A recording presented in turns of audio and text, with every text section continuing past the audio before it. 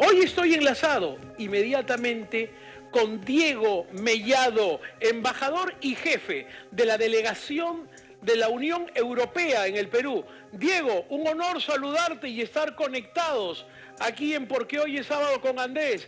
Gracias por permitirnos, don Diego, estar conectados con usted. ¿Qué tal? Buenas noches. Muchas gracias por invitarme. Diego, la primera pregunta, ¿qué medidas ha tomado la Unión Europea respecto al significativo rebrote y el contagio del COVID que ha registrado en algunos países europeos? Bueno, es verdad, estamos de lleno ahora en esta segunda ola en Europa y a España, a Francia, a Bélgica, vamos, prácticamente todos los países de la Unión Europea están afectados. Por lo tanto, nos hemos puesto de acuerdo para una serie de medidas comunes para cómo medir la pandemia, cómo está avanzando, cómo también facilitar la circulación. Porque hay que recordar una cosa, en Europa existen muchas medidas de confinamiento y restricciones, pero también nos hemos puesto de acuerdo para que todavía se puedan realizar viajes dentro de Europa, para que pueda seguir funcionando la economía también. Todo eso es muy importante. Pero creo que lo que es interesante desde Europa, el mensaje, yo estoy totalmente de acuerdo con todo lo que mi compañero, el embajador de Italia, ha dicho, ¿no? Pero en Europa lo que estamos haciendo son medidas adaptadas a cada región. O sea, no es lo mismo lo que pasa en España que en Italia, en Francia o en Alemania, ¿no? Por lo tanto, creo que para el Perú eso es interesante, ¿no? Adaptar la respuesta a la situación en cada región, en cada lugar. Como comprenderás, este país se ve a través de Cadena Sur Internacional en muchos países en el mundo. ¿Se prevé el aumento de la medida del control? ¿Cómo lo adoptarás en el momento que más agudo está?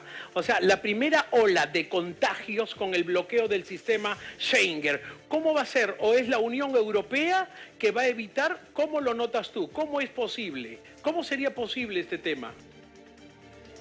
Bueno, en Europa lo que hemos intentado es mantener el espacio Schengen abierto dentro de la medida de lo posible, es decir, permitir viajes por motivos profesionales, por motivos académicos, por motivos sanitarios. Por ejemplo, una cosa muy importante, Europa, los países europeos, nos hemos puesto de acuerdo para que los enfermos puedan ser tratados en otro país. Por ejemplo, en este momento, hoy mismo y esta semana ha habido enfermos que desde Francia han sido trasladados a Alemania, ¿no?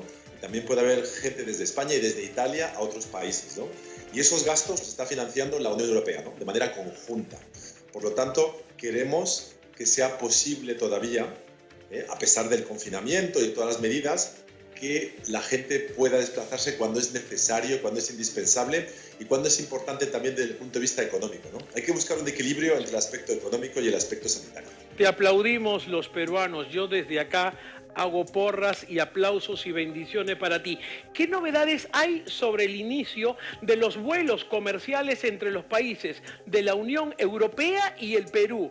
Tengo millones en este momento en nuestras redes preguntando qué vamos a hacer con ese tema. Bueno, de momento es lo que ya explicaba mi compañero Giancarlo Curcio, ¿no? O sea, tenemos vuelos especiales, o sea, no hay vuelos comerciales. No hay. Y de momento no va a haber la posibilidad de vuelos comerciales. Yo creo que ni siquiera desde el lado peruano, ¿no? Hay de momento una predisposición para abrir vuelos comerciales. Recordad que estamos de lleno en la segunda oleada, ¿no? en Europa. Entonces, hay posibilidades de viajar a Europa a través de conexiones, por ejemplo, con Ámsterdam, con Madrid, con París a veces, ¿no? Hay una serie de vuelos. Es posible que algunos peruanos se suban en esos vuelos siempre y cuando existan razones justificadas, motivos académicos, algunos motivos profesionales, motivos médicos, ¿no? En algunos casos se ha autorizado, pero siempre tiene que autorizarse por la Cancillería del lado peruano y por el lado europeo también, ¿no? Por lo tanto, las posibilidades siguen siendo limitadas. Una última pregunta y gracias por tu tiempo. ¿Consideras que las medidas financieras propuestas por la Unión Europea sean suficientes para superar la terrible crisis que vienen sufriendo los países europeos por el COVID? Mira, ese es un tema fundamental. porque precisamente la economía está sufriendo muchísimo, en Europa y en el Perú también, ¿no?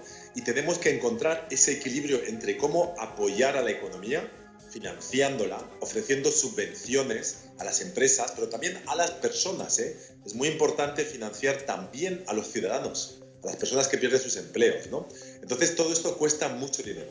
Europa, por primera vez, ha decidido endeudarse, es decir, todos los países juntos estamos tomando fondos prestados con la solidez macroeconómica que tiene Europa y por lo tanto estamos aportando esos fondos. Pero lo fundamental, y creo que también es importante para el Perú, es siempre intentar buscar un equilibrio para que la economía pueda seguir funcionando, y esto lo vemos en esta segunda ola en Europa.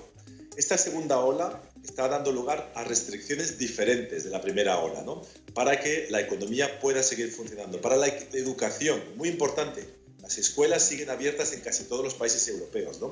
La educación es fundamental y por lo tanto todo esto es para que podamos seguir con la economía, pero Europa tendrá que seguir financiando, subvencionando a la economía mientras salgamos de esta pandemia. Y creo que aquí en el Perú pues va a ser igual y eso es algo que hay que tener siempre en cuenta. Diego, no tengo palabras para agradecerte por tu comunicación, ilustrar al Perú y al mundo entero a través de Cadena Sur Internacional. Muchísimas gracias. Muchas gracias, ha sido un placer. Muchas gracias. Gracias, Diego. Nos vamos a